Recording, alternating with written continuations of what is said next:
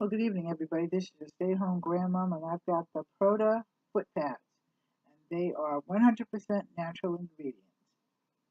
They have ginger, they have rose, they have green tea, they have peppermint, and they have lavender in them. This is it right here, real close so you can see it.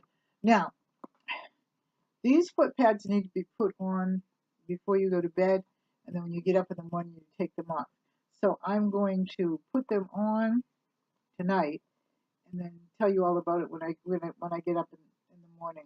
Well, probably won't tell you till Wednesday, but because that's when I'll do reviews again.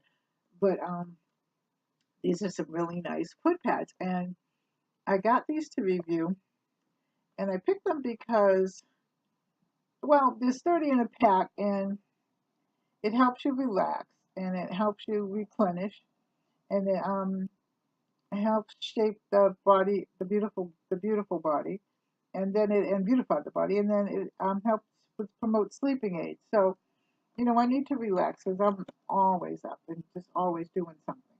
So I'm going to try this. Let me see if I can. I can't read these little words, but it says that